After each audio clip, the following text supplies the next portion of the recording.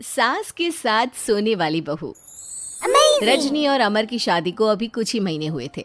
अमर अपनी पत्नी रजनी से बहुत प्यार करता था। शुरू के कुछ दिन तो सब कुछ ठीक ठाक चलता रहा, लेकिन फिर छोटी छोटी बातों पर अमर और रजनी का झगड़ा होने लगा। अरे, तुमने फिर से गीला टॉवेल बेड पर डाल दिया। कितनी बार तुमसे कहा है कि सारा बेड गीला हो जाता है। अरे गुस्सा क्यों कर रही हो? गलती हो गई मुझसे, अगली बार ध्यान रखूंगा। बस हर बार पर बस यही कह के चल देते हो। सारा दिन सफाई तो मुझे करनी पड़ती है ना। अच्छा, इस तरह नाराज मत हो। मैंने कहा ना, मैं ध्यान रखूंगा आगे से। और फिर रात के वक्त रजनी अपना बिस्तर उठाकर बेडरूम से बाहर जाने लगती है। अरे क्या हुआ रजनी? सुबह वाली बात पर अभी तक नाराज हो क्या? नहीं, ऐसी कोई बात नहीं है। तो फिर तुम अपना बिस्तर लेकर कहाँ जा रही हो? मैं मम्मी जी के कमरे में सोने जा रही हूँ। मम्मी जी अकेली है ना। अरे कैसी बात करती हो रजनी? शादी के बाद लड़कियां अपने पति के पास अपने बेडरूम में सोती हैं। सास के पास कौन सोता है? मैंने कहा ना, मेरा मन कर रहा है इसलिए मैं मम्मी जी के पास सोने जा रही हूँ। अरे रजनी, मेरी बात तो सुनो यार। मेरा भी तो मन करता है ना तुमसे प्यार करने का, तुम्हारे साथ रहने का। ऑफिस से थका हारा आया हूँ और तुम मम्मी जी के पास सोने जा रही हो। देखो, मुझे आज अपनी सास के पास सोने का मन है और मैं जा रही हूँ। इतना कहकर रजनी अपनी सास के साथ सोने के लिए उनके कमरे में चली जाती है। रजनी बेटा, तुम यहाँ? मम्मी जी, क्या मैं आपके पास सो सकती हूँ? हाँ हाँ बेटा, क्यों नहीं, क्यों नहीं, बिल्कुल सो सकती हो। लेकिन सब ठीक तो है ना? अमर के साथ झगड़ा हुआ है क्या? नहीं नहीं मम्मी जी, मैं रोज रोज इनके साथ उस कमरे में सोकर बोर हो चुकी हूँ। थोड़ा सा चेंज हो जाएगा इसलिए आपके पास सो जाती हूँ। आपको कोई ऐतराज हो तो बता दीजिए। अरे नहीं नहीं बेटा, ऐसी कोई बात नहीं, सो जाओ। और फिर अमर बेटा, तुम्हारा रजनी के साथ कोई झगड़ा हुआ है क्या? नहीं तो मम्मी, ऐसे तो कोई बात नहीं है। क्यों, क्या हुआ? अरे वो कल रात मेरे कमरे में सोने आ गई थी तो मुझे लगा सब ठीक तो है ना बेटा। नहीं मम्मी जी, वो ऐसी बस उसका मन किया होगा। कह रही थी कि मम्मी अकेली है इसलिए आपकी चिंता हो रही थी।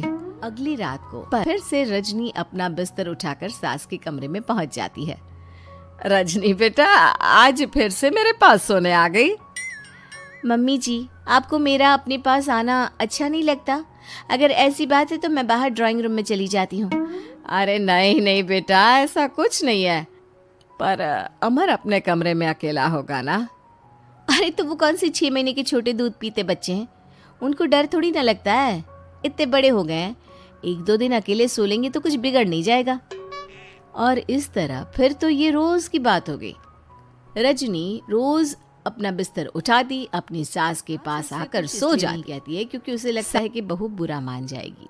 एक दिन सुबह सुबह, माँ मेरे लिए चाय बना दो, ऑफिस जाने का टाइम हो रहा है। अरे बेटा, तो रजनी से क्यों नहीं कह देते? मुझे उससे बात करने का बिल्कुल भी मन नहीं है। अरे आखिर क्या बात है बेटा, तुम इतने उदास क्यों लग रहे हो? देखो ना माँ, आजकल रजनी का बिहेवियर मुझे कुछ समझ में नहीं आ रहा। रोज रात को आपके पास आकर सो जाती है। अगर उसे मेरी परवाह नहीं तो मुझे भी कोई फर्क नहीं पड़ता। अमर गुस्से में ही घर से ऑफिस चला जाता है। ये देखकर सास बहुत दुखी हो जाती है। और फिर अगले दिन, मम्मी जी, मैं आ गई आपके पास सोने। हाँ बहू, सो जाओ। पर वो क्या है ना, आज मेरा पुरानी फिल्में देखने का बड़ा मन कर रहा था। कोई बात नहीं, सो जाओ, मैं पिक्चर देखती रहूंगी। ठीक है मम्मी जी। रजनी की सास तेज आवाज में अपने कमरे में टीवी चलाकर रखती है।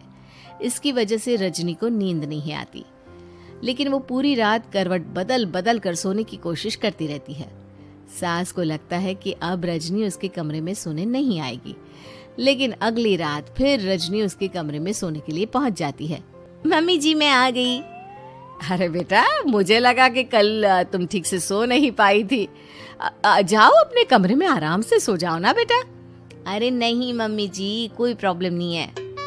इतना कहकर रजनी फिर से अपनी सास के कमरे में सो जाती है। आधे घंटे बाद, बेटा जरा मेरे पैरों पर तेल तो लगा दे। ठीक है मम्मी जी।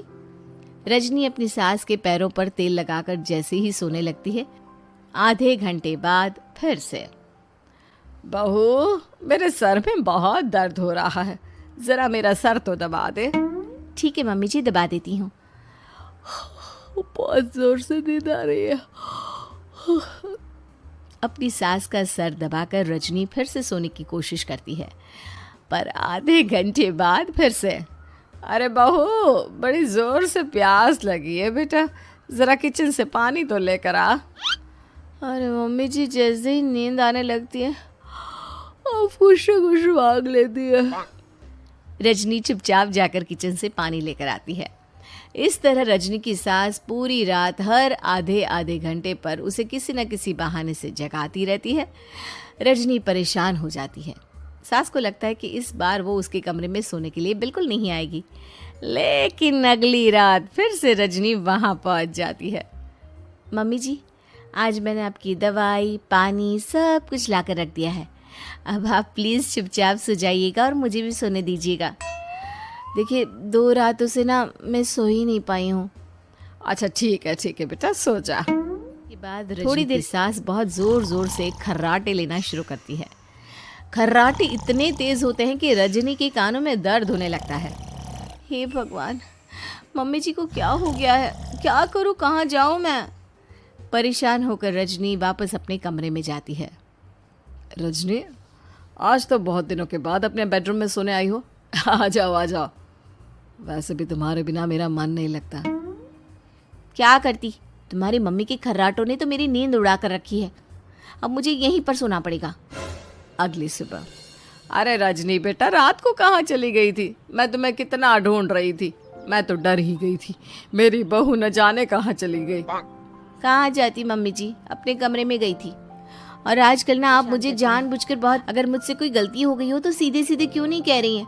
3 रात हो गई है, मुझे ठीक से नींद भी नहीं आती। रजनी, ऐसे क्यों बात कर रही हो? मम्मी ने क्या कर दिया?